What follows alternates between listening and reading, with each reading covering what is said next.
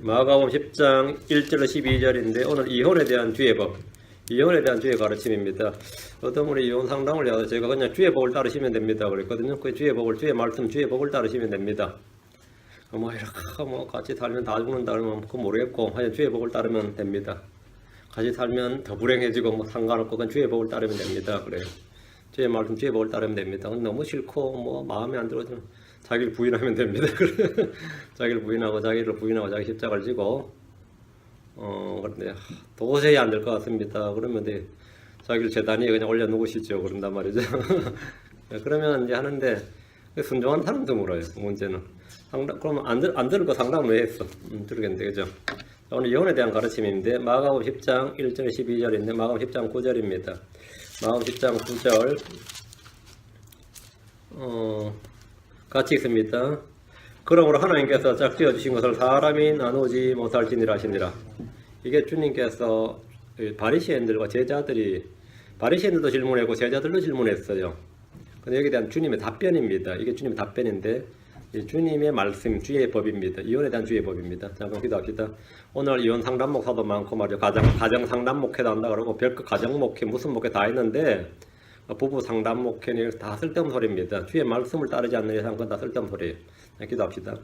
위대하시고 거룩한 주 하나님 감사합니다. 주께서 함께 도우시고 은혜를 베푸시고 오늘도 주의 말씀을 은혜로 복되게 허락해 주실 간구합니다. 듣는 혼들에게 하나님의 말씀이 주의 법으로 주의 명령으로 또 주의 권고로 마음속에 깊이 받아들여지게 하시고 평생토록 이 말씀을 간직할 수 있도록 해주시길 원합니다. 종이 말씀 선포할 때 주의 성령께서 음성을 발해 주시길 원합니다. 감사드리며 주의 성기도합니다. 아멘. 오늘 보면 우리 주님께서 바리새인들과 제자들이 이혼에 대해 질문하자 그에 대해 답을 주신 겁니다. 가정과 국가와 교회는 하나님께서 이 땅에 세우신 조직입니다. 모든 사람은 다 가정에 속해 되고 모든 사람은 국가에 속하고 다음은 교회입니다. 하나님이 가장 먼저 만드신 것은 가정입니다. 다음이 민족, 국가를 허락하셨습니다. 마지막으로 교회입니다. 교회는 새로운 창조물이며 우리 주 예수 그리스도의 몸이며 그분의 신부입니다. 구약에서 유대인들은 유대인들끼리만 결혼했습니다. 유대인들은 유대인들끼리만 결혼했는데 비록 요셉이 이집트 여자와 결혼했고 요셉이 이집트에 가서 살았으니까 이집트 여자와 결혼했죠. 그것도 이집트 제사장 딸과 결혼했어요. 요셉이 이집트 여자와 결혼했고 모세 역시 이방인 여자, 십보라도 이방인이고 그죠? 이디오피아 여인. 그렇게 재혼했거든요. 모세는 재혼했습니다. 사별이니까 재혼했겠죠. 모세도 이방인과 결혼했지만 율법은 유대인들과 이방인들의 결혼을 금지하고 있습니다. 이는 혼합이나 통합이 아닌 분리를 통해 거룩함에 이르도록 하기 위해서입니다. 신명기 7장 3절에 또 그들과 결혼하지 말지니 내 딸을 그의 아들에게 주지 말며 내 아들을 위하여 그의 딸을 취하지 말라. 사이 삼지 말고 며느리 삼지 말라 이 말이죠. 이방인을 이교도를. 하지만 이 법은 분명히 이렇게 있는데 법이 있다고 지켜지냐 그건 아니죠. 법이 있어도 안 지켜지는 법을 뭐라 그러죠? 사문화됐다 그러죠. 미국도 그런 법 굉장히 많습니다. 법은 분명히 있는데 실제로 집행 안 하는 법 있잖아요. 예를 들어서 영주권자를 이사를 할 때마다요 다 이민국에 신고를 해야 됩니다. 이민국에 이사했다고 곧 신고를 해야 되는데 신고 안 하죠. 그런데 안 한다고 문제가 되냐면 안 된단 말이에요. 그걸 사문화된 법이라 그래요. 그런데 나이로는 테러 터지고 나서는 그 법을 살려버린 거예요. 수십 년간 그런 있으나 마나한 법이었고 아무도 신경도 안 쓴 법이었는데 그걸 살려가지고는 어떤 그 사람을 잡았는데 집어넣을 제목이 없으니까 그 법을 살려가지고 그걸 어겼다고 해가지고 그냥 추방한 적이 있었습니다.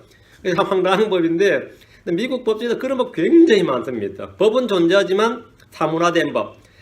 한국 사람이 잘못 알고 중에 하나가 이 미국에 간통법이 없다고 생각합니다. 간통법 미국 명문화로 있습니다. 근데 다만 사문화되어 있는 겁니다. 법이 없는 게 아니고 한국은 폐지를 했는데 미국은 간통법을 폐지 안 했어요. 폐지를 안 하고 대신 법은 그냥 놔두고 사문화를 지켜놓은 겁니다. 언제든지 다시 살릴 수 있도록 한 거죠. 그런 건 많죠. 여기 시민권자들은 18세가 되면 여자들도 다 병력 의무 소집령에 신고를 해야 됩니다. 근데 신고하는 사람 거의 없죠. 사문화된 법이거든요. 그래서 법은 있지만 사문화된 법이에요. 그 법이 있지만 실제로 그 현실에서 사용이 안 되는 법 있죠. 그런 거 많죠. 빨리빨리 없앤다고 빨리 없앨 필요가 없이 그냥 사문화시킨다. 이게 사문화된 법이라고 그러는데 이스라엘 사람들에게 이방인들과 결혼하지 말라 이거는 사문화된 법이었어요. 그 법은 분명히 신명기에 있지만 신명기 7장 3절 분명히 있지만 솔로몬도 다윗도 그들이 존경하는 사람들도 다 모세부터 시작해서 전부 이방인과 결혼했는데 그게 사문화가 됐단 말이에요. 이 법은 존재하되 적용되지 않는 법. 유대 사회에서 거의 무용지물이었습니다. 사람들이 지키지 않는 법을 이제 죽은 법, 대대로 또는 사문화된 법이라고 그러는데, 이스라엘은 주의 법을 무시하고 버렸는데 그중 결혼에 관한 법이 가장 빨리 있으나마나한 법이 된 겁니다. 다윗이나 솔로몬 왕은 이방인들과 결혼했고 유대의 통치자들 역시 그렇게 했는데 아무도 거기에 대해서 막 책망하고 그러지 않았단 말이에요. 대언자들도. 그러다 보니까 일반 백성들은 이방인들과의 결혼 문제에 대해서는 그다지 얽매이지 않았습니다. 에스라와 느헤미야는 이 부분에 굉장히 민감하고 공격했습니다. 근데 이 법이 살아난 게 언제냐면 이 바빌론 포록 이후였어요. 법은 모세 때 이미 주어졌지만 바빌론 포록 이후에 이게 민감하게 작동을 하게 된 겁니다. 에스라 9장 12절에 보면 그런즉 이제 너희의 딸들을 그들의 아들들에게 주지 말고 또 그들의 딸들을 너희의 아들들에게 데려오지 말며 그들의 평강과 번영을 영원토록 구하지 말라. 그리하면 너희가 강산하여 그 땅에 좋은 것을 먹으며 그 땅을 너희 자손에게 영원토록 상속돼서 남기라 하셨나이다. 이렇게 하면서 이방인들은 아내나 아내도 아니면 사이도 며느리도 이게 다 필요 없다 이거 하지 말라는 거죠. 에스라는 이스라엘의 부흥을 위한 1차 과제가 바로 이 죽은 모세 율법, 죽은 건 아닌데 이스라엘 백성들 사이에서 죽음, 이 결혼에 관한 법을 엄격하게 세웠어요. 이것이 민족 부흥을 위한 첫 번째 길이다. 민족 중흥의 역사적 길은 이거다. 이거. 이교도의 결혼을 엄격히 금지하는 것으로 판단했고 백성들에게 분리를 명했습니다. 느헤미야는 아예 백성들을 불러다가 맹세를 하도록 했어요. 그리고 사인까지 다 받았습니다. 사인을 받았어요. 날인하라 말이지. 느헤미야 13장 25절에 내가 그들을 꾸짖고 그들을 저주하며 그들 중 몇 사람을 때리고 그들의 머리털을 뽑으며 심한 사람이죠. 막 때리고 막 머리털 뽑고 말이죠. 이렇게 하면서 그들이 하나님을 두고 맹세하게 하며 이르되 맹세하라. 왜 맹세하게 하며 너희는 너희의 딸들을 그들의 아들들에게 주지 말고 또 너희 아들들이나 너희를 위하여 그들의 딸들을 데려오지 말라. 이렇게 했습니다. 느헤미야 이후로 이스라엘이 이제 이 법이 사문화된 법이 아니라 일상에서 굉장히 민감해졌고 비교적 이 율법을 잘 지켰습니다. 예수님 당대에도 이 법은 잘 지켜졌어요. 그리고 이 법 안 지키면 유대사에서는 이제 유대인으로 취급을 안 하는 거죠. 이방인과 결혼하려면 반드시 유대교로 개종을 시켜가지고 이렇게 결혼하게 하는지 이런 식이 되는데 지금 현재 미국에 있는 유대인들도 웬만한 유대인들이면 결혼할 때 대부분 다 그 과정을 거칩니다. 캐톨릭이나 개신교인을 배우자로 맞을 때는 유대교로 개종을 막 강요해가지고 유대교로 개종한 다음에 이제 결혼하는 그런 식입니다. 그럼 신약에서 크리스천들의 결혼은 어떻습니까? 크리스천들도 결혼법이 있느냐? 이게 모세율법처럼. 우리가 모세율법 아래 사는 건 아닌데 결혼은 그리스도 안에서 성도들끼리 하는 겁니다. 성경이 말씀하시기를 고린도전서 7장 9절에 오직 주 안에서만 할 것이니라. 결혼할 때는 말이야. 오직 주 안에서만 할 것이니라. 크리스천들끼리만 하라 말이야. 불신자는 안 된다. 돈 많고 건강하고 인물 좋고 그건 필요 없고 일단 제일 조건이 오직 주 안에서만 할 것이니라. 이 말씀은 재혼에 관한 것인데 초혼에 관한 것이 아니란 정신나간 몇몇 목사들이 있어요. 재혼이 그렇다면 초혼은 말할 필요도 없는 거죠. 그런 정신나간 목사들 말을 그냥 무시하면 되고 재혼과 초혼의 기준은 다르지 않습니다. 동시에 고린도서 6장 14절에 너희는 믿지 않는 자들과 더불어 공평하지 않게 멍에를 같이 매지 말라. 믿지 않는 자들과는 뭐라고요? 더불어 공평하지 않게 멍에를 같이 매지 말라. 결혼이야말로 가장 중요한 거죠. 어떤 사람들은 이 말씀 역시 결혼에 대한 것이 아니랍니다. 부인하지만 결혼에 대한 것이 1차적으로 교리적으로 적용해야 될 말씀입니다. 오늘 육신적인 크리스천들, 육신적인 많은 크리스천들이 경제적 이유나 장래 비전이나 외모를 취하는 등으로 불신자와 태연하게 결혼하는데 오늘날 크리스천들 이 현대사의 교회에서는 이게 거의 사문화된 법입니다. 목사님한테 줄여서 달라도 목사님 길거리 서줘버리고 말이죠. 별로 불신자인데 잘 살면 되지 이런 식. 아니면 살면서 전도하면 되지 이런 식이죠. 이런 식으로 해서 거의 사문화된 법인데 얘는 주의 명령에 불순종하는 겁니다. 주의 명령에 불순종하는 겁니다. 저도 제 여자친구 하나 있었는데 옛날에 있었는데 제가 같은 교회 다녔는데 미국서 근본주의 신학교 유학도 갔다 오고 말이죠. 나름 아주 열심히 했어요. 근데 결혼은 불신자고 해가지고 언제 교회를 뒤집어 놓은 적이 있었습니다. 결혼 불신자 해가지고. 근데 일반 교회는 뒤집어지질 않아요. 그건 당연한 거지. 그 교회는 그게 난리가 났었지만 오늘 본문은 결혼한 사람들의 이혼에 대한 겁니다. 바리새인들이 주께 나와서 이혼에 대해서 그분을 시험했는데 주님의 가르침이 이 모세율법과 좀 차이가 있었습니다. 모세율법과 차이가 있고 그 당시 바리새인들이나 서기관들 아니면 제사장들이 일반적으로 행하던 이혼법 상담이 달랐어요. 가르침이 달랐어요. 교리가 달랐단 말이죠. 뭔가 달랐는데 주님 율법을 바르게 해석해 주신 것이 아니라 그 율법을 성취하시고 새로운 명령을 주셨기 때문입니다. 모세 율법에서 간음이나 음행은 행위에 대한 것이지만 주님은 마음과 생각으로 하는 것, 즉 혼에 관한 것이라고 하셨습니다. 마태복음 5장 28절에 나는 너에게 이르노니 누구든지 여자를 보고 그녀에게 음욕을 품는 자는 이미 마음속으로 그녀와 간음하였느니라. 앞으로 간음할 가능성이 높다가 아니라 이미 간음하였느니라. 이건 혼에 관한 거죠. 주님의 이 말씀은 액트, 그 행위에 관한 것이 아니라 행위가 있어야 죄가 된다. 이게 유대율법입니다. 모세율법은 아무리 마음에 끌어도 참고 안 하면 그만이에요. 그럼 죄가 아닌데 주님은 그게 아니라 행위가 있어야 비로소 죄와 불법이 되는다. 이게 유대교의 가르침이고 율법주의고 율법 해석인데 마음의 혼에 관한 것은 그게 아니다 이거죠. 모세율법에서 살인은 몸의 생명을 빼앗는 것이지만 주님은 형제를 미워하는 것이 살인이다. 이렇게 말씀하셨습니다. 이는 해석의 문제가 아니라 적용 범위가 완전히 다른 것이었습니다. 이혼에 관해서도 마찬가지입니다. 모세율법은 이혼에 대해서 이렇게 말씀했습니다. 신명기 24장 1절에 남자가 아내를 취하여 그녀와 결혼한 뒤에 그녀에게 어떤 부정한 미움을 발견하였으므로 그녀가 그의 눈에 호의를 얻지 못하거든 그는 그녀에게 이혼 증서를 써서 그녀의 손에 주고 그녀를 자기 집에서 내보낼 것이요. 이혼하고 싶으면 마음에 안 들어. 뭔가 이상 부정함이 발견되었다 의심이 간다 이러면 이 이혼 과정이 있는데 이혼 증서를 써서 내보내는 거예요. 그래서 이제 바리새인들이 주님께 와서 물은 거죠. 주님께 뭐라고 하셨냐? 마태복음 5장 31절 32절 앞으로 와서 한번 봅니다. 마태복음 5장 31절 32절. 이거는 모세율법인 건 맞아요. 주님도 모세율법 모르시는 분이 아닙니다. 모세율법을 잘 아시고 정통하신 분입니다. 예, 그 말씀 주신 분이 주님인데. 또 일러서 이제 누구든지 자기 아내를 버릴 자는 그녀에게 이혼 증서를 줄지니라 하였으나 그러나 나는 너에게 이르노니 누구든지 음행이 아닌 다른 이유로 자기 아내를 버린 자는 그녀로 하여금 간음하게 하며 또 누구든지 이혼당한 여자와 결혼한 자는 간음하느니라. 이건 간음의 범위가 모세율법과 너무나 다르죠. 그러니까 음행이 아닌 다른 이유로 자기 아내를 버린 자는 그녀로 하여금 간음하게 하는 게 간음 유발자야. 그리고 누구든지 이혼당한 여자와 결혼하는 이건 재혼인데 이건 뭐죠? 간음하느니라. 이게 간음이라면 상당히 심각하죠. 재혼 부부들만 난감한 거지. 이렇게 말씀하시니까 이 바리새인들과 유대인들이 받으면 황당한 거죠. 주님의 말씀이 엄청난 말씀이야. 주님께서는 간음의 범위를 마음에서 음욕을 품는 자는 간음하였느니라. 다음엔 음행의 이후에 여자를 버리는 것도 간음하게 한 거고 그건 더 나쁜 놈이고 그 여자를 취해서 또 결혼하면 그건 간음한 자다 이거예요. 야, 그래 되면 지금 현대 교회 아마 황당수가 지금 지금 난리 나는 겁니다. 이렇게 되면 간음과 살인과 이혼에 대한 주의 말씀은 모세 율법에 대한 해석의 차이가 아니라 이 말씀의 차이를 보이고 있습니다. 주님께서 모세 율법을 잘 아셨고 인용을 하셨는데 그렇다면 그 말씀을 믿고 순종하면 되는데 주님께서 그러므로 이렇게 안 하고 But I say unto you 그러나 나는 너에게 주의 말씀 뒤에 but 해버리면 이거는 뭐죠? 상당히 난감한 거죠. 어떤 대언자들도 주의 말씀에 but을 못해요. 항상 therefore 이렇게 나와야지. 그러므로 주께서 이같이 말씀하시느니라 그러므로 그런즉 이래 나와야지. 주께서 이같이 말씀하시느니라 그러나 나는 이러면 그 대언자 돌에 맞아 죽는 거죠. 안 그래요?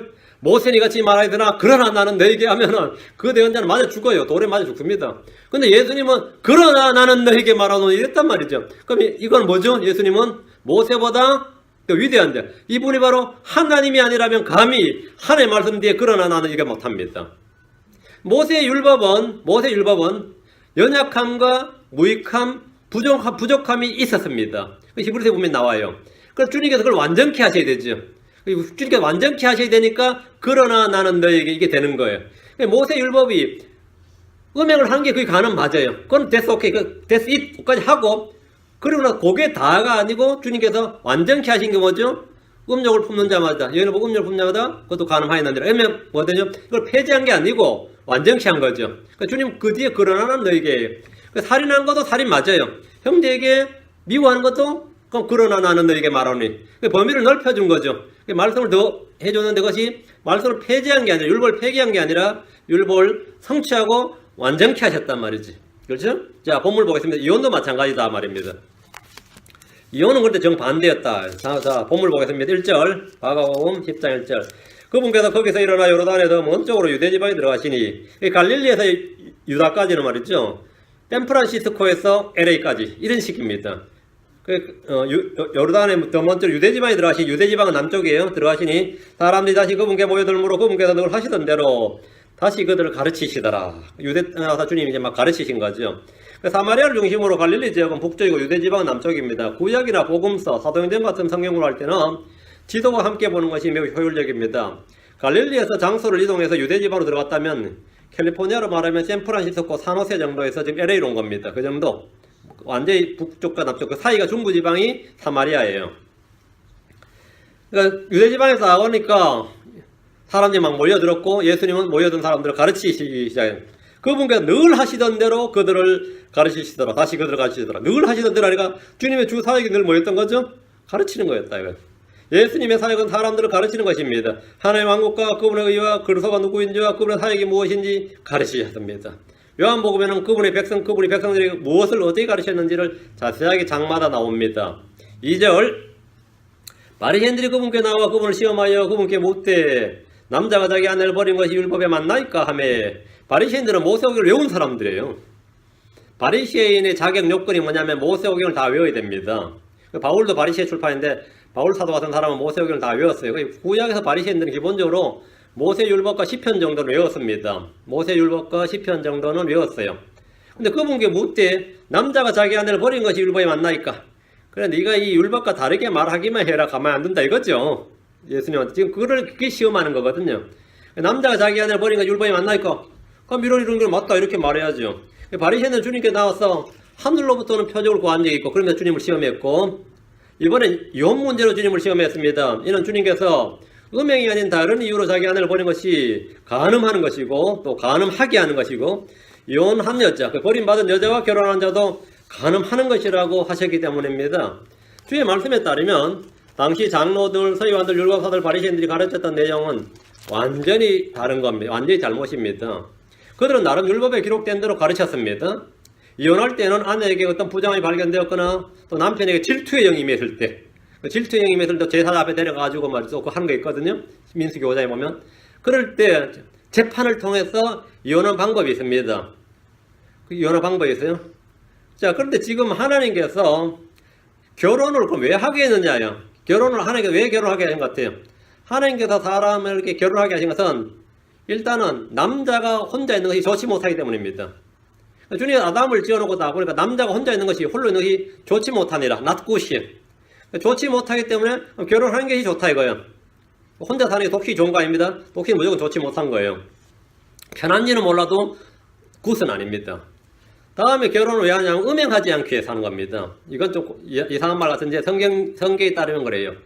고린도전서 7장 2절에 그래도 불구하고 음행을 피하기 위하여 남자마다 자기 아내를 두고 여자마다 자기 남편을 둘지니라. 결혼을 왜 한다는 거죠? 음행을 피하기 위해서 남자마다 자기 아내를 두고 여자마다 자기 남편을 둘지니라. 당신 나하고 왜 결혼했으면 음행을 피하기 위해서 그런 거 아니에요? 황당할지 몰라도 이건 정확한 성경적인 내용 말씀이에요. 이게 나는 성경대로 한다. 난 성경대로 고백했다. 그러지 마시고 말씀 진리에서 배웠다 그러지 말고요. 음행이 그게 없으면 솔직히 뭐 많이 하면 안 하죠. 음행을 피하기 위해서 한 거 맞아요. 남자나 여자나. 고린도전서 7장 9절에도 그러나 그들이 억제할 수 없거든 결혼하게 하라. 불타는 것보다 결혼하는 것이 나으니라. 정욕이 불타는 것보다야 결혼하는 게 낫다고요. 그게 낫다고요. 음행을 피하고 몸을 억제하도록 하나님 정해주신 법이 결혼입니다. 오늘 형제가 막 결혼하고 싶어 미치는데 결혼을 못해. 나이가 그 친구 나이가 꽤 들었는데 그리고 결혼을 했는데 애도 있는 불신자 결혼했어요. 애도 있는 불신자 이혼한 여자. 그래서 우리 쪽에서는 상상도 할 수 없는 일이지. 그랬더니만 그 형제한테 따진 게 아니라 그 형제 교회 목사한테 어떻게 그럴 수가 있냐고 이제 했더니만 그 목사가 하는 말이 걸작이야. 그 형제한테는 마누라가 필요한 게 아니라 여자가 필요했어 이런 거야. 그 음행을 피하게 하기 위해서 했다 이거야. 그 얼마나 급했든지 음행을 피하게 하기 위해서 줬다 이거는. 하여튼 지금 잘 살아요. 지금 잘 사는데 좀 황당하죠. 우리가 볼 때는. 이게 성경적 원칙이 막 지금 그런 거. 이게 지금 우리 교회들이 지금 말을 안 해서 그렇지 다 엉망입니다. 우리 옆에 큰 교들도 많지만 돌싱들의 모임도 있고요. 지금 이게 현실이 이거는 다른 게 현실입니다. 정확한 현실이에요. 결혼은 남녀의 정신적 결합이 아니라 육체적 결합입니다. 결혼 둘이 한 육체를 이루어야 됩니다. 죽은 사람과 영혼 결혼식 이런 건 말도 안 되고 이런 건 완전히 사입입니다. 그런 종교단체를 제가 본 적이 있는데 성경과는 하등의 관련이 없는 겁니다. 그건 무속이에요. 주님께서 둘이 한 육체가 될지니라 합니다. 그 죽은 놈하고 어떻게 한 육체가 됩니까? 영혼 결혼이라는 거는 말 자체가 성립을 안 한 겁니다. 뭐 통일교니 그런 데서 뭐 한다고 들었는데 그건 말 자체가 안 되는 소리고 결혼은 육체의 결합이다. 결혼한 순간부터 남자와 여자의 몸은 상대방이 주장합니다. 이게 또 독특한 말씀이에요. 고린도서 7장 4절에 아내가 자기 몸을 마음대로 하지 못하고 남편이 하며 남편도 이와 같이 자기 몸을 마음대로 하지 못하고 아내가 하느니라. 그러니까 이 몸을 상대가 주관한다. 상대가 주관한다 그러는 거잖아요. 그러면 그때는 미치겠다 나는 있거든요. 이 부모는 미치겠다. 그냥 돈만 벌어서 먹으면 좀 좋겠는데 왜 이렇게 귀찮게 하냐. 특히 나이들은 여자가 이제 나이가 어느 정도 들면 이게 더 심해지고 남자도 마찬가지. 나이가 들면 이게 이상해져 가지고 그러니까 상대가 주관한 걸 용납하지 못하겠다. 그래서 성경적으로 말이 안 됩니다. 서로를 속여서 권리를 빼앗지 말아야 됩니다. 너무 적나라하네요. 성경 말씀이 현실을 다루고 있습니다. 이상을 다루는 게 아니에요. 현실을 다루고 있어요. 부부란 둘이 결합해서 한 육체가 되는 겁니다. 서로에게 신실하고 잠자를 더럽히지 말아야 됩니다. 자, 오늘날 크리스천들이 너무 쉽게 결혼하고 또 너무 쉽게 이혼을 합니다. 그래서 목사님 앞에서는 아멘 하고 판사 앞에서는 노 하고 뭐 그런 거죠. 지금 그런단 말이죠. 불신자와 결혼하는 이들도 있고 성격이 맞지 않는다는 이유로 이혼하는 이들도 있습니다. 경제적 이유로 이혼하는 경우도 있고 자신의 삶을 새롭게 시작해보겠다고 이혼하는 이들도 있습니다. 그러니까 내 인생을 리셋하겠다 이거예요. 응? 주님은 그것을 새 출발 그렇게 하냐 리스타트 그게 아니고 뭐냐고? 간음 이렇게 말씀하십니다. 주님은 그걸 간음 이렇게 말씀합니다. 나는 너에게 이르노니 누구든지 음행이 아닌 다른 이유로 자기 아내를 버린 자는 그녀로 하여금 간음하게 하며 또 누구든지 이혼당한 여자와 결혼한 자는 간음하느니라. 구약의 율법이나 세상 사람들이 말하는 간음과 주의 말씀에 따른 간음은 정의와 범위와 대상이 다릅니다. 성경은 세 가지 간음이 나옵니다. 첫째, 배우자가 아닌 사람과 음행하는 것, 육체적으로 음행하는 겁니다. 둘째, 음행이 아닌 이유로 자기 아내를 버리는 겁니다. 다음에는 이혼당한 사람과 결혼하는 것, 다음에 마음의 음욕을 품는 것, 이겁니다. 성경에서 너희는 간음하지 말지니라 이 명령은 신약에서 이 셋을 다 포함하는 겁니다. 이거 다 하지 말라 이거죠. 배우자가 아닌 다른 사람과 음행하거나 잠자를 더럽히지 말지니라. 침상을 더럽히지 말라. 다음에 음행이 아닌 이유로 자기 아내를 버리거나 이혼당한 사람과 결혼하지 말라. 다음에 마음의 음욕을 품지 말라. 이게 너희는 간음하지 말지니라 이 명령입니다. 3절 그분께서 그들의 대답하여 이르시되 모세가 너에게 뭐라 명령하였느냐 뭐라 명령하였느냐 이거를 이제 주님께서 바리새인들이니까 말이 통한단 말이에요. 바리새인들은 모세율법에 정통하니까 그 모세율법에 말해보라 이런 거예요. 예수님은 그들에게 모세율법을 물었습니다. 모세가 너에게 뭐라 명령하였느냐. 구약의 유대인들에게 모세율법은 최종권을 갖습니다. 모세율법이 final authority예요. 모세율법이 이렇게 말했다 그러면 모세가 이렇게 말했다는 그게 끝이에요. 유대인들에게. 모세율법이 명한 대로 행하는 것이 주의 법을 지키는 것이고 이와 달리 말한 자는 이단이고 돌로 쳐서 죽여도 할 말이 없는 신정일치 국가였습니다. 지금 이라크나 이란 같은 데서 말이죠. 그죠? 무하마드가 뭐라고 말했다. 맞아요? 아니면 알라가 뭐라고 말했다. 그럼 끝나는 거예요. 그 신정일치 국가란 말이죠. 그와 같이 구약의 유대인들에게는 하나님과 모세입니다. 하나님께서 뭐라고 말씀하셨다. 지금 무슬림들에게는 누가 모하멧이 모세의 위치를 차지하는 거죠. 그 유대인들에게 모세가 바로 그 위치를 차지하는 거죠. 모세가 이와 같이 말했다 하면 끝이야. 모세가 파이널 오서리티였단 말이에요. 율법은 모세를 통해 주신 것이고 은혜와 진리는 예수 그리스도를 통해 왔습니다. 주님은 율법을 폐하러 오신 것이 아닙니다. 율법을 성취하러 오셨습니다. 우리가 더 이상 율법 아래 있지 않고 은혜 아래 있게 하시기 위해서 자신의 죽음을 통해서 율법에 대해 죽고 율법에서 우리를 구출하러 주님이 오셨습니다. 율법은 죄를 알게 해주고 그리스도께로 인도해주는 가정교사, 개혁성의 문학선 헤러이죠. 가정교사와 같습니다. 스쿨메스터야. 율법은 사람이 이것을 적법하게 쓰면 선한 겁니다. 요한 7장 8절에 그러나 율법은 사람이 이것을 적법하게 쓰면 선한 줄 우리가 아노라. 바리새인들은 모세가 율법에 정통한 사람들이었기에 주님은 그들에게 모세 율법이 무엇이라 명령하는지 물으셨습니다. 모세 율법이 뭐라고 말하냐. 4절 그들이 이르되 모세는 이혼 증서를 써서 아내를 버리도록 허락하였나이다 하며. 그러니까 이혼이 모세는 허락했다 이거야. 이혼 증서만 쓰면 된다. 이혼 증서만 쓰면. 바리새인들은 모세 율법에는 이혼 증서를 써서 아내를 버리도록 허락했는데 왜 당신은 안 하느냐 이 말이죠. 왜 예수님 당신 안 하느냐. 왜 당신은 모세와 다르게 가르치냐 이거예요 지금. 신명기 24장 1절에 따라서 이들은 말한 겁니다. 이들은 율법을 잘못 해석하거나 오해한 것이 아닙니다. 이들은 성경에 기록된 대로 말한 것뿐입니다. 그런데 주님께서 이렇게 말씀하지 않으시고 그러나 나는 너에게 이르노니 이랬단 말이죠. 감히 주의 말씀에 감히 모세 율법 뒤에 그러나 나를 붙일 수 있느냐 이거야. 네가 감히 바리새인들 입장에서 예수님한테 감히 네가 모세 율법 뒤에 그러나 나는 너에게 말하노니 이게 말이 되느냐 이거예요. 응? 그러니 따지는 거죠. 이 말씀은 율법을 피하는 것이 아니라 율법을 성취하기 위한 말씀입니다. 마태복음 5장 17절에 내가 율법이나 대언자들의 글을 피하러 온 줄 생각하지 말라. 나는 피하러 오지 않냐고 성취하러 왔노라. fulfill. 난 그걸 성취하러 왔노라. 사람이 이혼증서를 써서 버린 것은 율법을 지키는 것이긴 하지만 율법을 성취하는 일은 아닙니다. 율법을 성취하는 일은 아니에요. 율법의 성취는 어떻게 하는 거죠? 성령을 따라 걷는 겁니다. 율법을 따라 걷는다고 율법을 성취하지 못합니다. 율법을 성취하려면 성령을 따라 걸어야 돼요. 성령을 따라. 로마서 8장 4절에 이것은 육신을 따라 걷지 않고 성령을 따라 걷는 우리 안에서 율법의 의가 성취되게 하려 하심이니라. 이너스, 바이어스가 아닙니다. 우리를 통해서, 우리에 의해서가 아니라 우리 안에서 율법의 의가 성취된다. 예수를 통한 율법의 마침이기 때문입니다. 우리 안에서 율법의 의가 성취된다. 율법의 성취는 다른 사람을 사랑하는 겁니다. 로마 13장 8절에 서로 사랑하는 것 외에는 누구에게든지 어떤 것도 빚지지 말라. 다른 사람을 사랑한다는 율법을 성취하였느니라. 다른 사람을 사랑하는 게 율법을 성취하였는데 자기 마누라를 사랑하지 못한다. 자기 배우자를 사랑하지 못한다. 이건 상당히 난감한 거죠. 사랑하는 게 율법의 성취다 이거예요. 율법을 성취하는 것은 이웃과 자신을 사랑하는 겁니다. 이웃을 자신같이, 아내를 자신의 몸과 같이. 갈라디아 5장 14절에 온 율법은 이것 즉 너는 내 이웃을 내 자신같이 사랑하라 하신 이 한 말씀 안에서 성취되었느니라. 내 아내를 내 몸같이 사랑하라. 남자가 자기 아내를 기뻐하고 즐거워하고 사랑한다면 결혼의 법이 성취됩니다. 율법이 성취되는 거예요.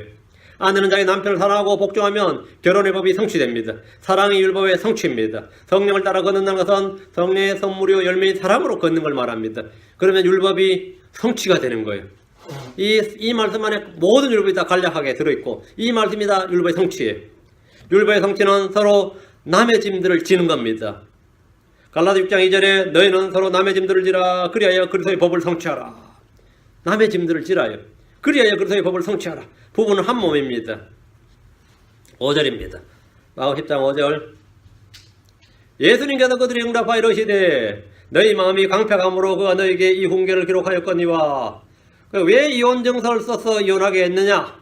그 율법의 취지가 이 율법이 왜 이렇게 제정되었느냐 하는 걸 지금 모세가 왜 이렇게 말했는지를 주님 말씀해 주는 건데 너희 마음이 강팍함으로 하나님 뜻이므로가 아니에요. 이건 하나님 뜻이 아닌데 너희 마음이 강팍함으로 그가 너에게 이 훈계를 기록하였거냐. 이게 뭔 말이냐면 모세 율법에 이혼증서를 써서 주라고 한 것은 하나님의 허락하신 뜻입니다. 그 하나님의 허락하신 법이에요. 하나님께서 하나님의 선하시고 good, acceptable, 받으실 만하고 완전하신 perfect. 하나님의 선하시고 받으시고 또 pleasing, 하나님을 기쁘시게 하는 그런 법이 아니고 하나님께서 어쩔 수 없이 허락하신 법이에요. 퍼미션이란 말이죠.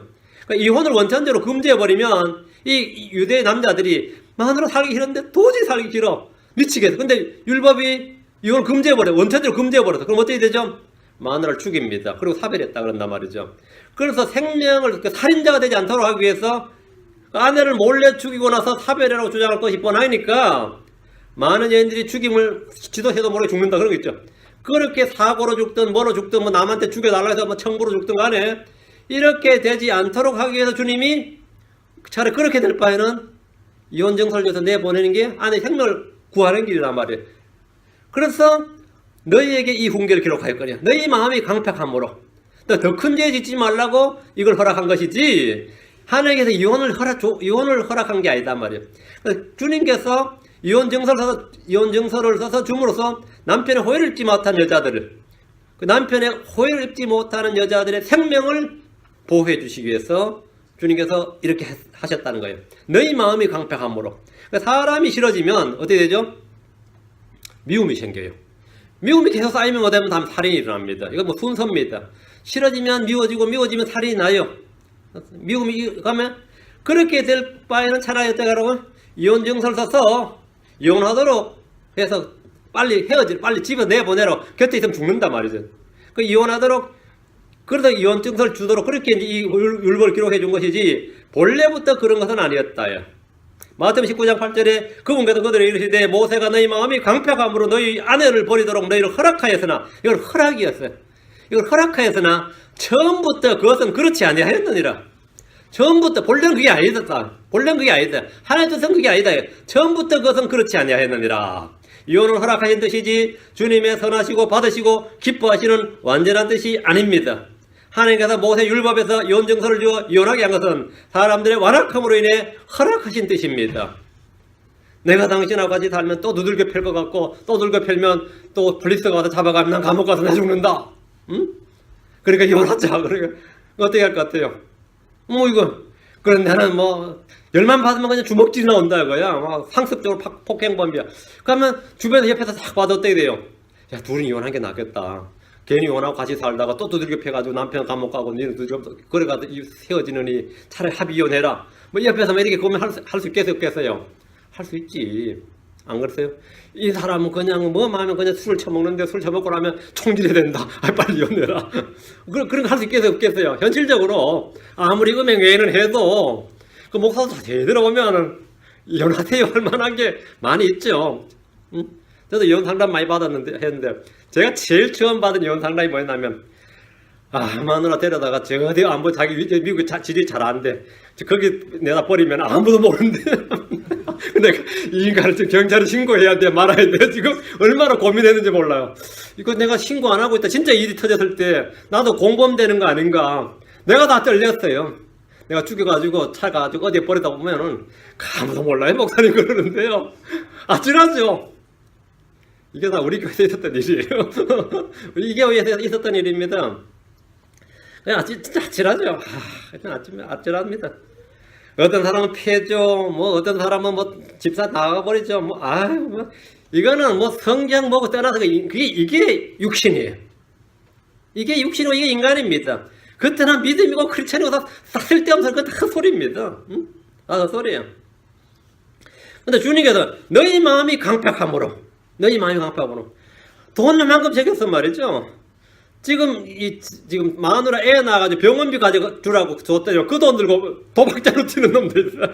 실제로 도박자로 튀는 놈도 있어요. 이 도박 미쳤어. 이거 어떻게 해야 될 것 같아요? 그런 말 들으면 이혼하지 마라 그런 것이 가혹한 놈이지. 응? 안 그래요? 저 하라 그래야지. 차라리 빨리 하세요 할 만큼 입에서 그 말 진짜 가서 내가 패주고 싶은 그런 사람도 있어. 진짜 별 사람 다 있단 말이죠. 어쨌든 이혼은 허락의 뜻인데 왜 허락했느냐면 인간이 그만큼 악해요. 모세도 이스라엘 사람들이 얼마나 악하고 강팍한지 알면 이거 안 하면 여러 사람 죽습니다. 여러 사람 죽어요. 덮어 씌워서 죽이고 간음했다 그래서 증거도 없이 간음했다 그래서 죽이고 별의별 일이 다 터질 겁니다. 그럴 바엔 차라리 이혼증으로서 주님 지금 그렇게 말씀한 거예요. 하나님께서 모세 율법에서 이혼 증서를 줘서 이혼하게 한 것은 사람들의 완악함으로 인해 허락하신 뜻입니다. 미움이 살인이 되지 않도록 한 겁니다. 자, 6절입니다. 창조의 시작부터 하나님께서는 그들을 남성과 여성으로 만드셨으니 주의하셔야 됩니다. 몇몇 이 얼치기 창조과학회라고 있거든요. 한국에 창조과학회인데 얼치기들이 있어요. 과학자하고는 아무 상관없는 사람들이 만들어가지고는 이 구절 가지고 창조의 시작부터 이 말이 창세기 1장 1절부터다 이렇게 해서 재창조의 진리를 막 반박합니다. 창조의 시작부터 이거 봐라, 본문을 봐라. 창조의 시작부터 하나님께서 그들 남성과 여성으로 만드시지 않았느냐 이렇게. 창조의 시작부터란 말은 창세기 1장 1절부터가 아닙니다. 사람은 창조의 마지막 날에 만들어졌습니다. 그렇죠? 창조의 시작부터 사람부터 만들기 시작한 게 아니라 창조의 마지막 날에 사람을 지어야 합니다. 창조의 마지막 날. 그것도 모든 창조물의 제일 마지막에 지어진 게 사람입니다. 그렇죠? 사람은 모든 창조물 중에 가장 마지막으로 지어졌어요. 그럼 창조의 마지막에 사람을 지으시고 이렇게 안 하고 창조의 시작부터 이랬죠. 그럼 뭐를 창조했느냐고요. 사람을 처음 창조할 때, 시작할 때부터 사람을 하나님께서 남자와 여자로 창조하였다 이 말입니다. 창세기 1장 1절을 말한 것이 아니고 여섯째 날 사람을 창조한 시작인데 이 구절 킹제임스 성경 번역을 정확히 하자면 하나님께서 그들을 수식을 바꿔야 돼요. 창조의 시작부터 제일 맨 앞에 놓지 말고 하나님께서 그들을 창조의 시작부터 남성과 여성으로 만드셨느니라 이렇게. 그들을 창조할 때부터 남성과 여성으로 만드셨느니라. 하나님께서 사람을 창조할 때부터 남자 여자로 만드셨느냐 이 말입니다. 그렇지? 이해 정확하죠? 이게 정확한 뜻입니다. 제가 한국에 어떤 분이 창조의 시작부터 창조의 시작 하도 그래가지고 그 목적격이 뭐냐, 목적어가 뭐냐고, 창조하셨느냐, 뭐가 목적이냐 이거야. 응?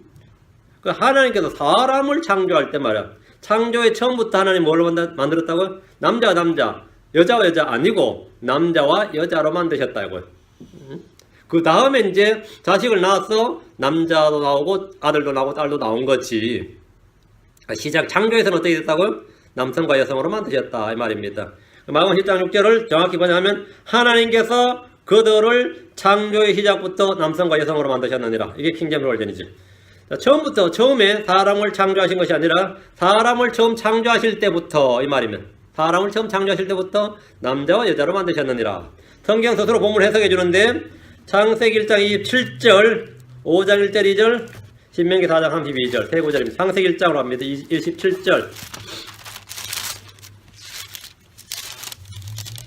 이처럼 하나님께서 자신의 형상으로 사람을 창조하시되 하나님의 형상으로 그를 창조하시고 여기다 언더라인 created him 그를 창조하시고 그들을 남성과 여성으로 창조하시니라.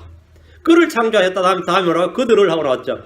그와 그들을 남성과 여성으로 창조하셨느니라. 주목해야 됩니다. 그를 창조하시고 아담이죠. 그들을 남성과 여성으로 창조하셨느니라 이랬습니다.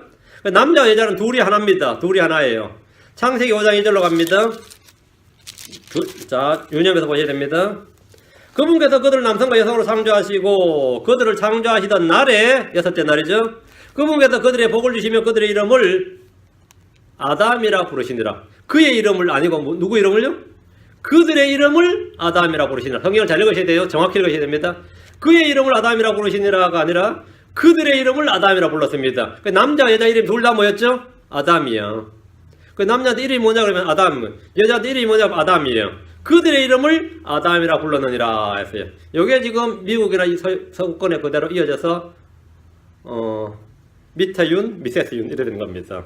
그 패밀리 네임 하나단 말이죠. 이름이 뭐냐면 윤이죠. 그 여기는 윤이죠. 그건 같아야 되지. 한국에서는 여자들을 이제 계속 아버지 성을 따르게 하잖아요. 시집가도 계속 아버지 성을 따르게 하는데 여기서는 둘이 한물 이룬단 말이에요. 이게 성경적으로 맞아요. 그 남편 성을 따르게 하죠. 남편 성을 따르게 한다. 그들을 아담이라 부르시니라. 그게 미스터 아담, 미세스 아담이죠. 미스터 아담, 미세스 아담 이런 거죠.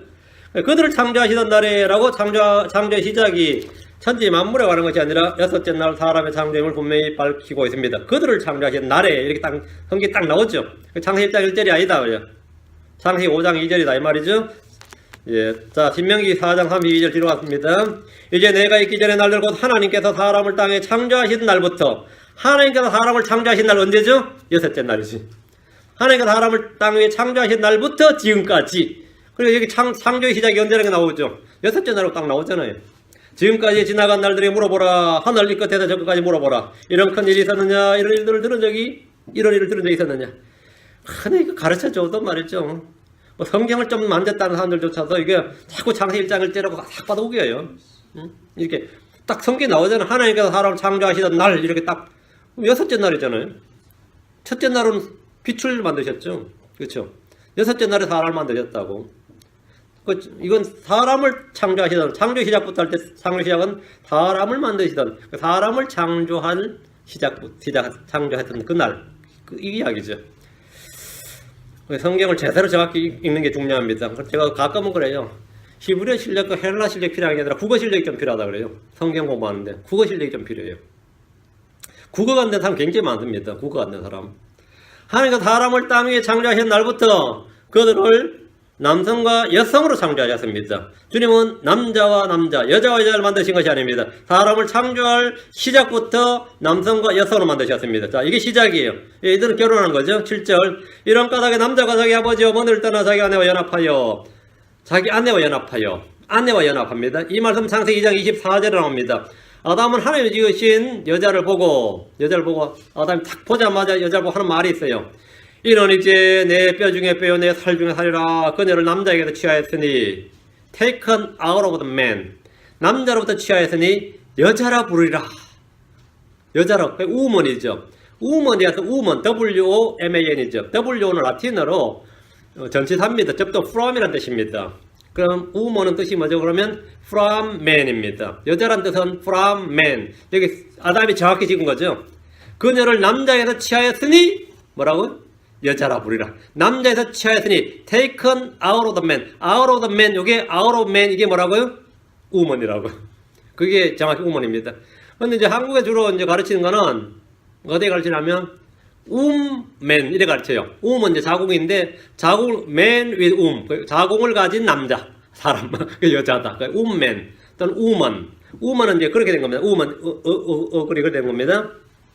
자, 잘 보셔야 됩니다. 자, 그러므로 남자가 자기 아버지와 어머니를 떠나서 자기 아내와 연합하여 그들의 한 육체가 될지니라. 원 플래시가 될지니라. 한 육체죠. 한 육체입니다.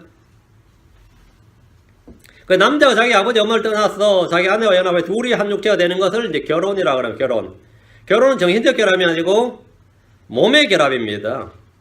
영혼의 결합이 아니라 몸의 결합이에요. 성도들은 주와 결합해서 한 영입니다. 주님과 우리는 뭐라고요? 영의 결합이에요. 고린도서 6장 17절에 그러나 주와 결합한 자는 한 영이니라. 주와 결합한 자는 한 영이니라. 그래서 우리가 그리스도의 신부라 그런 겁니다.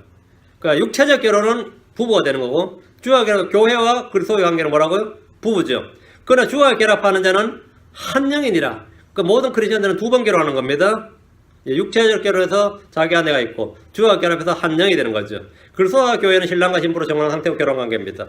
8절 마가복음 10장 8절 그들 둘이 한 육체가 될지니라. 그런 이와 같이 그들이 더 이상 둘이 아니요 한 육체이니 결혼하면 그들 둘은 더 이상 둘이 아니고 한 육체입니다. 그래서 주님은 그들을 아담이라고 부르셨습니다. 둘이 한 육체가 되리라. 그들 둘이 한 육체가 될지니라. 이 말씀은 결혼에 대한 말씀이 항상 나오는 말입니다. 둘이 한 육체. 이 말씀은 주가 하신 말씀인데 결혼은 주께서 짝지어 주신 것입니다. 그들 둘이 한 육체가 될지니라. 9절입니다. 10장 9절 한 육체. 그러므로 하나님께서 짝지어 주신 것을 사람이 나누지 못할지니라 하시니라. 그러므로 하나님께서 짝지어 주신 것을 사람이 나누지 못할지니라. 결혼의 법은 하나님의 법입니다. 이것은 죽음을 통해서만 해결됩니다. 죽음을 통해서 이 하나님 짝지어 주시는 이 연합이 해제가 되는 거예요. 로마 7장 2절에 남편이 있는 여인이 자기 남편이 살아있을 때에는 법에 의해 그에게 매여 있으나 만일 남편이 죽으면 그녀가 자기 남편의 법에서 벗어나느니라. 사멸은 뭐가 되는 거죠? 죽음은 결혼의 관계가 해제되는 겁니다. 죽음이 갈라놓을 때까지 사람이 그것을 나눌 수가 없습니다. 즉 이혼은 불가한 일이다 이 말입니다. 모세는 허락하였다 그러니까 주님께서 이혼은 뭐라고요? 불가한 일이다 이렇게 답을 주신 거예요. 즉 이혼은 불가한 일이다. 바리새인들이 남자가 자기 아내를 버리는 것이 율법에 맞나이까 이렇게 질문을 하니까 주님께서 이렇게 답을 해주신 겁니다. 그 답이 뭐냐면 9절이죠.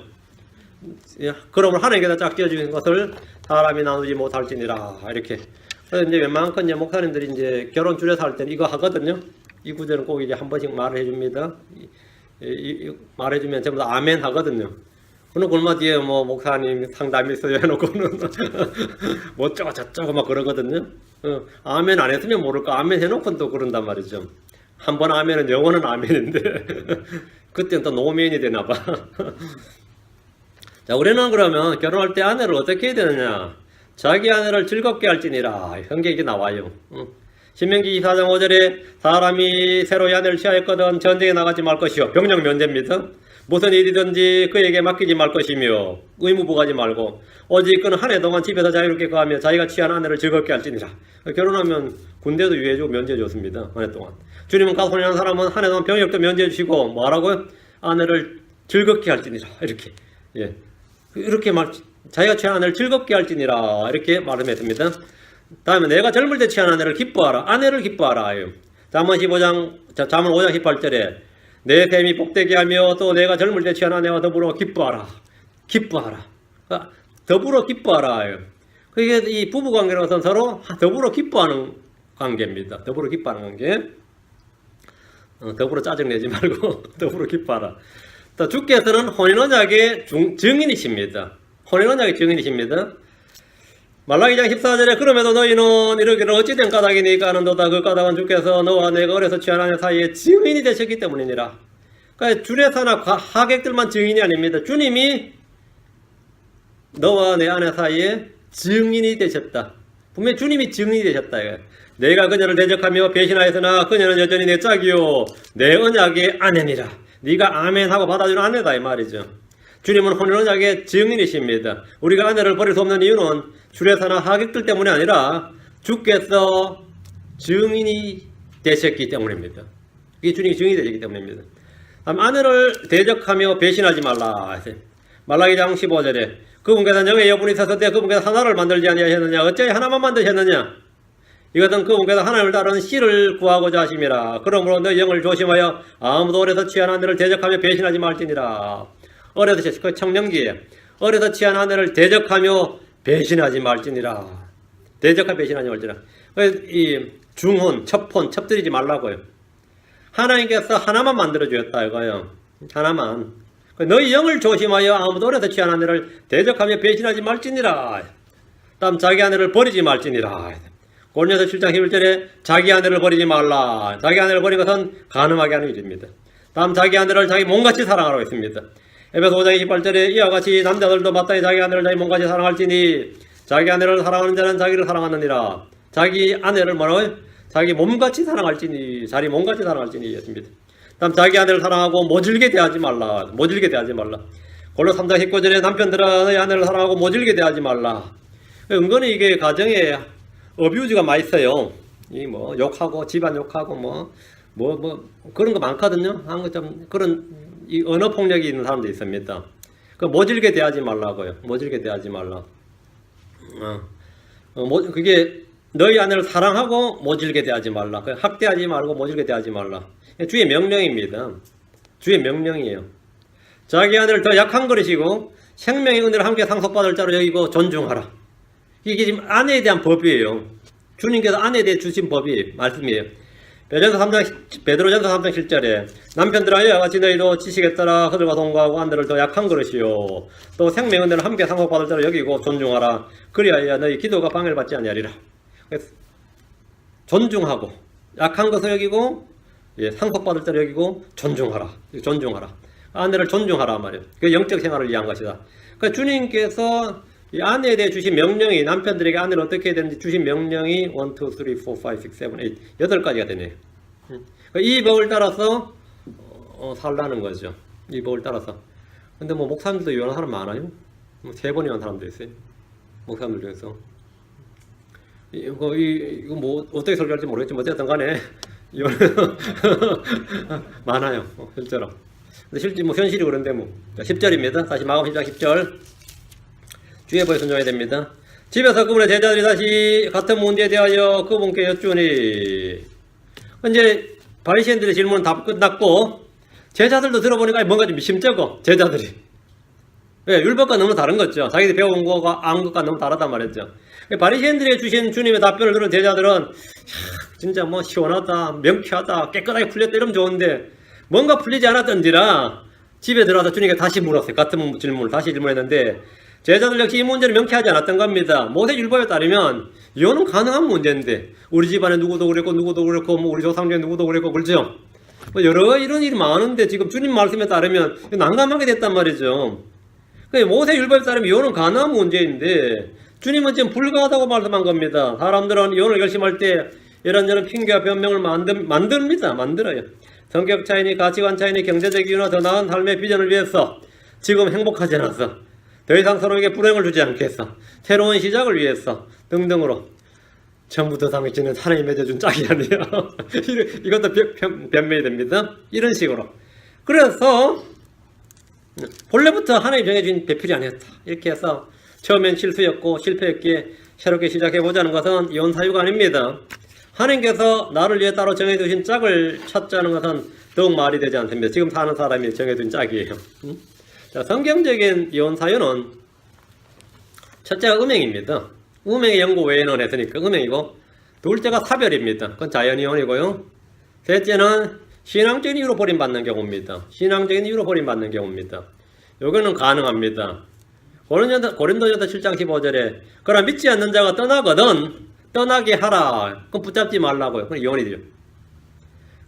형제나 자매나 그런 경우에 속박을 받지 아니하느니라. 그러나 하나님은 화평에 이르도록 우리를 부르셨느니라. 믿지 않는 자가 종교적 이유로 신앙을 이유로 떠난다 그러면 떠나게 하라고요. 저는 이 목회자로서 배우자의 폭언과 폭력과 술 취향, 알코올 중독, 마약 중독, 도박, 전혀 일을 하지 않고 노는 것 등의 이유로 이혼 상담을 할 때 가장 난감합니다.